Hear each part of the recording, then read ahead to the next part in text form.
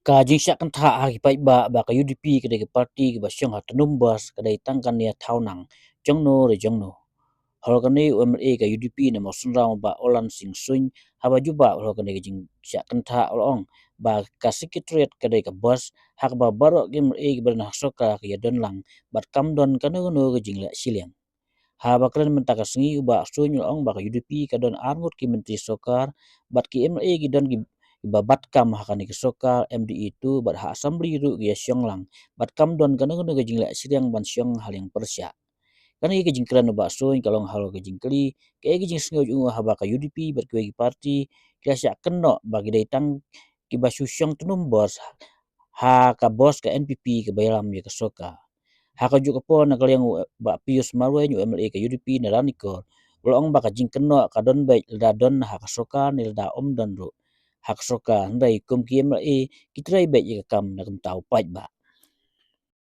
Lejupo kam rajang sekretariat, lejurungam. Ka sekretariat kadai bos. Na ka UDP ngidon arngut ki minister ki budon pos sekretariat.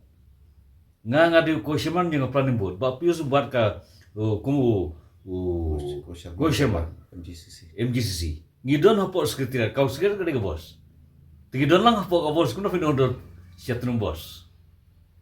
We are in the same house.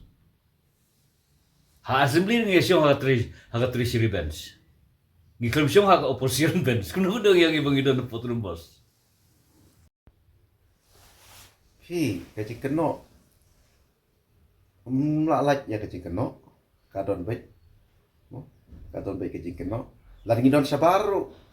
Ru lan ngidon bekasal karu. Kaji keno. Kadon. Ba nakalian kajungi. Ngimdon hakapo kasokar. Bet ngimla benora ya ka roy kapar. Ngimla bele kita. Lan ngidon sabaru kaji keno kadon. Lan ngidon saporu kaji keno. Kadon baik. Hendrei ngitrei pat ya kakam kababah. Ngidon hakasorkar kemud ngitrei lang berkasorkar kalau benwara ya karoy kapar hapo kajelahi Baroh kawai. Amba ngidon hapo kasorkar ko bagi keno bangidon mo bangin bangi dei kita kibriu ki ba kumba ki keno mo hakpio ke ki san sosial media lene kiba pajba katu kan ne. Hendrei kejingdon kejungi kalau berkasorkar kalau kejing kersan benwara ya karoy kapar am tang po ka konsumsi ka bangi mikmat hendrei haka jelahi Baroh koi